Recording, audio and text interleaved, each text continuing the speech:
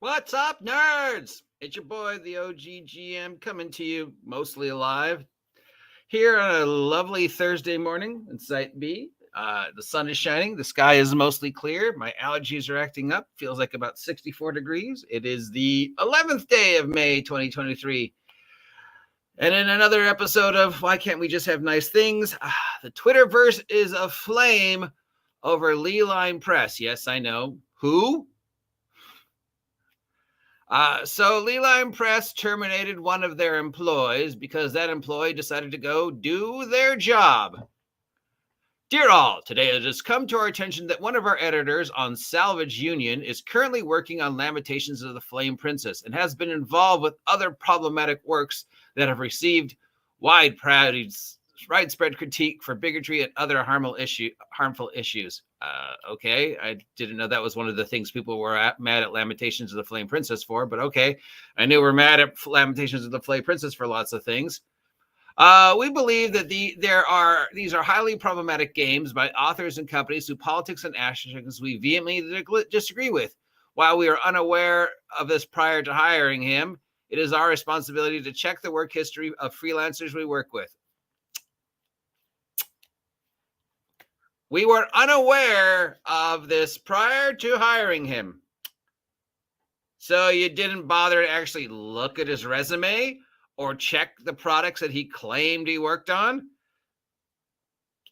Huh? You didn't call any of his references? You didn't do any research on the guy before you're just like, sure, you can be our editor. We don't actually know if you know how to edit or spell or operate Microsoft Word, or if you've never done anything before, because we're not going to bother to actually check your references or look at anything you claimed you work on. But okay, yeah.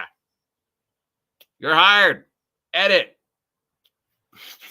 We are sorry we did not do so as carefully as we should. We would also like to be clear that the editor has no development role in the Salvage Union. He was hired on a freelance basis purely for proofing and editing. Okay, so freelance and employee are two different things. Freelance means case-by-case basis. Employee means I'm fully employed. If he's freelancer, then of course he'd want to work, or she would want to work on other projects because that's their job.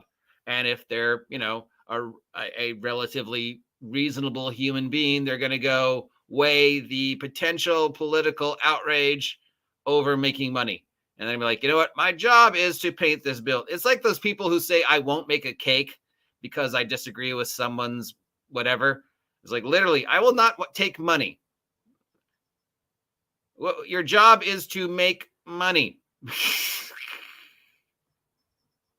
Who cares what they do with the cake afterwards? Make the damn cake, take the $200 and be happy. So yeah, they hired this guy for a case-by-case basis. He's working on Salvage Union. They bring up Salvage Union a lot. In order to avoid ourselves and our other contributors being associated with these damaging politics and actions, we have removed the editor's name from all the Salvage Union books. We will not be working with them again in the future. Oh no. Well, Leyline Press, based upon by the fact that nobody's ever heard of you, and you literally have made like 3 things, I don't think anybody cares. We want to apologize to the tabletop community, including our readers and collaborators, for this mistakes. We will vet all our contributors more thoroughly in the future. If you have any questions or concerns, please get in touch with this. So not only are they firing this individual, they're also removing their name from anything this individual worked on with them. So this individual cannot say, I worked on this product, but my name's not in it. I guess that they're hoping for, but I still take credit for GURPS, even though my name isn't in it anymore. I'll still, it's still on my resume. People ask, I'm like, yeah,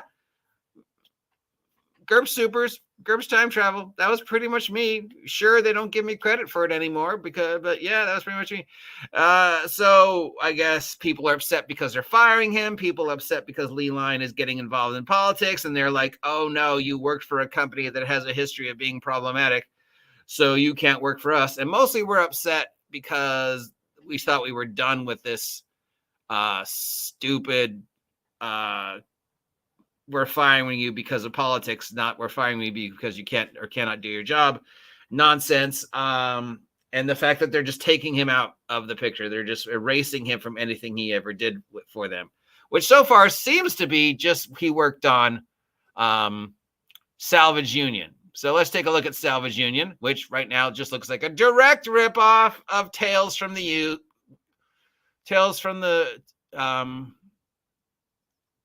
Loop. Sorry, I need more caffeine. My brain's not working well today. Tales from the Loop, and it's got that weird alternative World War II, vaguely BattleTech look to the minions.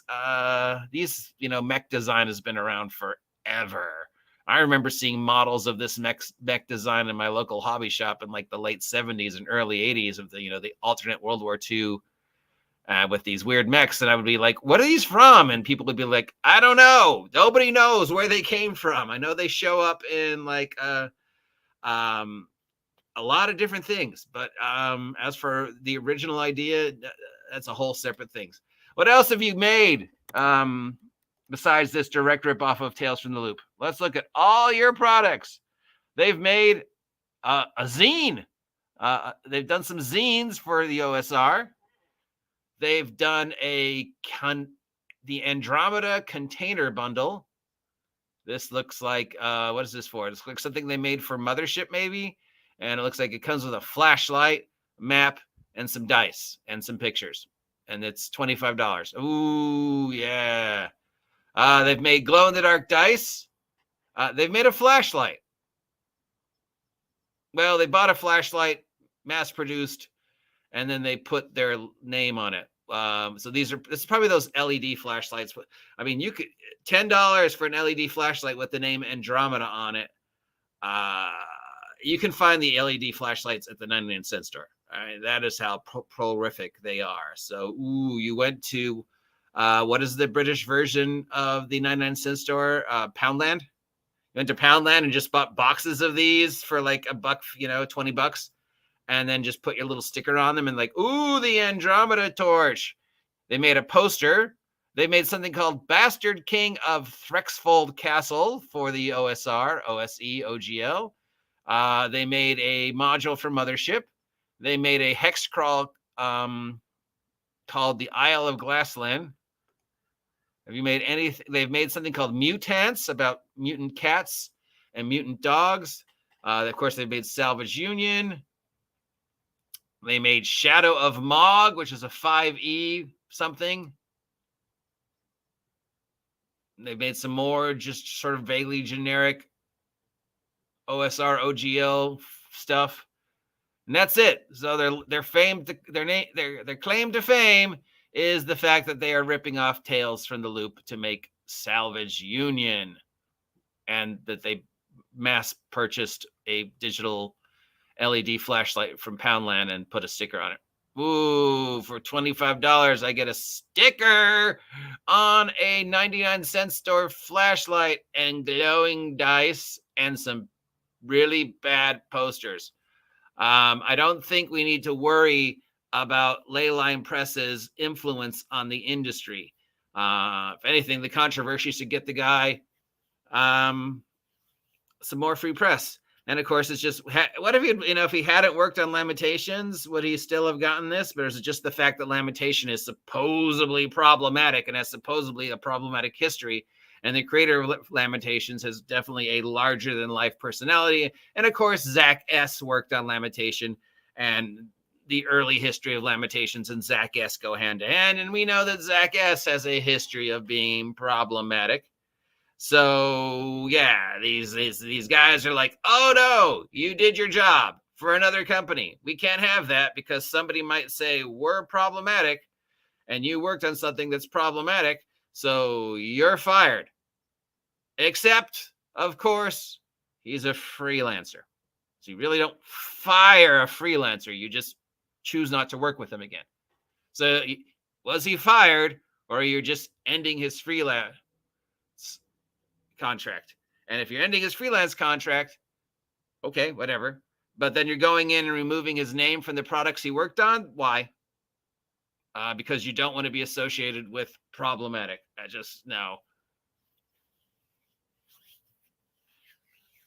As a contributor is paid mostly in money, but partially in exposure. This is theft. People build their career for what they have done by erasing that is attacking their future income. Yeah, I mean, back when I was play testing, sure, if, Steve Jackson Games said, no, he didn't work on GURPS Time Travel and we're removing his name from it. If he's claiming he did, well, that's libel.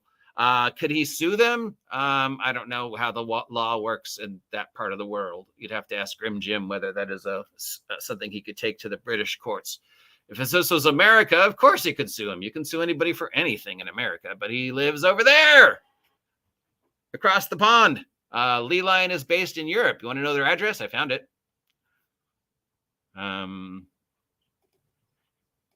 Let's see, in case anybody wants to.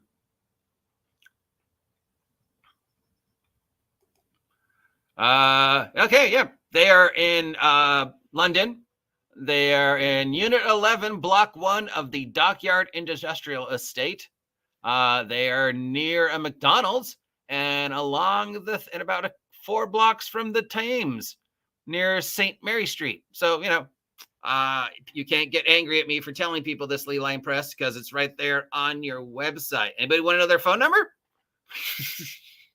So yeah, these guys have made, also ran products for stuff like Mothership and OSE, and now they're trying to build this Salvage Union as their big go-to, which is basically just a ripoff of Tales from the Loop / every post-apocalyptic game ever. I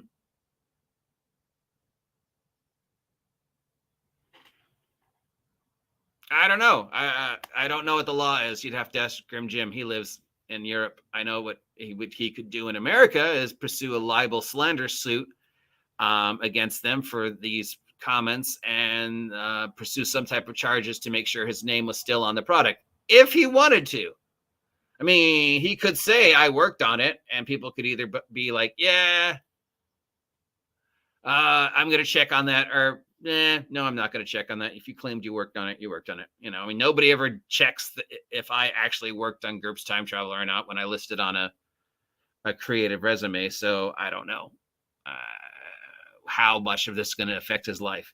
I mean, he's going to have that label of you worked with a problematic company on him up for a while, which he could milk and run with because controversy sells, or could greatly affect him. Again, I don't know enough information to make any speculations of what this guy's fate is, what he can do regarding to this. If anybody even cares. I love the fact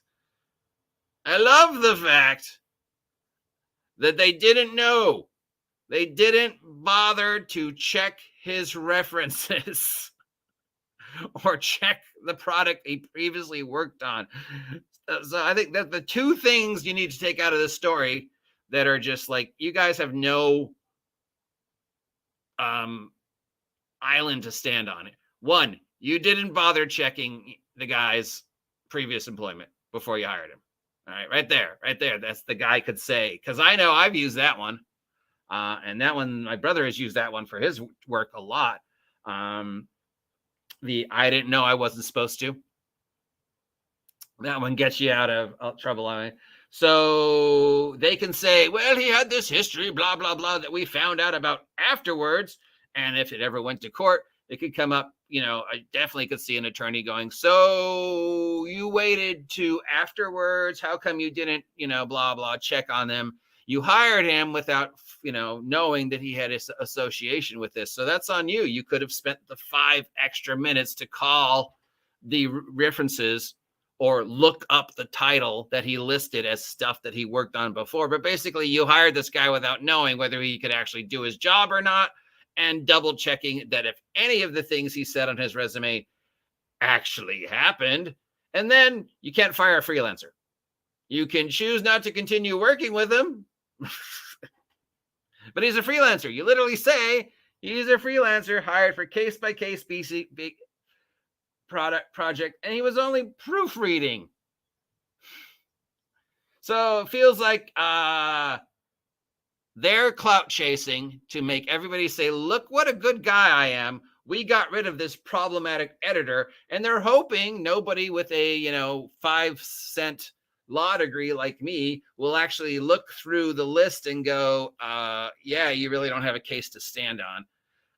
And you're just trying to you're just trying to look like you're oh, look at us, we did the right thing, we're okay, please buy our product that is a ripoff of Tales from the Loop and every post-apocalyptic role-playing game made ever. And oh no, we didn't know, plausible deniability, we didn't know he'd worked on this. Actually, yeah, that's not in your favor, that's his favor, and you can't fire a freelancer.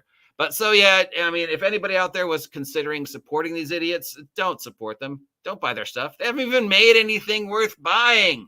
If you want to play Salvage Union, Ironcaster, Tales from the Loop, or Mutant Year Zero, or any post-apocalypse role-playing game ever. Because it's a post-apocalypse role-playing game about mechs in the future. Oh, wow. Mind-blowingly original. Never been done before. Meanwhile, I highly recommend you pick up GURPS, any of the GURPS products I worked on, even though my name's not on it. If we knew this guy's name, I'd say go look for his other stuff, but it doesn't say his name anywhere. Since they've already removed his name, I can't go on the Leyline Press and tell you what his name is because they removed it. But yeah, if we were going to buy Salvage Union, don't. If you're going to buy any of their previous products, I can literally recommend a dozen other companies who did the same thing better. Like, Wretched. They're controversial and they've made product and their stuff's actually good. Or The Basic Expert, his stuff. Or I don't know, some other person who's controversial and makes product on a regular basis. I can't think of any names. Somebody who makes product on almost a weekly basis is probably better than the lead. Oh yeah, me. Why don't you, instead of supporting them, take the money you would have spent on Salvage Union Ironcaster, head on over to Big Geek Emporium. Of course, shameless self-promotion. Check out the 12 issues of Minions on a Mission. Issue number 12 was just posted. Each issue is dedicated to one specific monster or one specific topic, with issue 12 features the first of a multi-part adventure based in the Bloodstone Lands. I'm giving the Bloodstone Lands some love for those of you who don't know what the Bloodstone Lands is. Plus all 4 levels of my Dungeon 23 dungeon, and because I knew I was going to have to do it first before somebody else did it, yesterday I posted my parody punk project, The Liminal Dungeon. Liminal. Spooky, because Liminal is new punk. So there you go. OGGMU, we rock. Of course, we're going to buy your stuff. Of course, we're going to subscribe. And hey, speaking of surprise, if you guys haven't subscribed to DM Kurt, please head on over to DM Kurt and subscribe. Help him reach 1,000 subs. This is the guy who sent me all those amazing or not so amazing snacks that I went through the past week. So yeah, please give DM Kurt some love. And if we can find out the name of the guy, I will let you know, and we will do everything we can to make sure we support him. And as for Leyline Press, I'm not going to worry about never buying your product again and telling people to boycott it, because up until now, nobody knew who you were. And you're literally clout chasing in order to get some free advertising, because nothing sells like controversy. But I think all you did was stab yourself in the back, and you're going to end up coming out as the bad guy. Wrong time to do this, and wrong time to tell people that you did this. Just considering the political atmosphere, probably should just not have mentioned it and waited to see if the guy or girl, I don't know if we're dealing in question, said anything or not, but you did it. So yeah, you're gonna end up looking like the bad guy in this one, Leyline Press. Sorry, you are. That's about it. I don't know what else to say about this, and my brain isn't working very well today. So please like, please share, please subscribe. Please head on over to Big Geek Emporium and buy my merch or sign up for my Patreon, because I'm going to start doing Patreon exclusive content pretty soon, as I've been saying. And head on over to DM Kurt and subscribe to him. And yeah, till next time, what were you thinking? I just I don't know anymore. At least it's not Wizards of the Coast.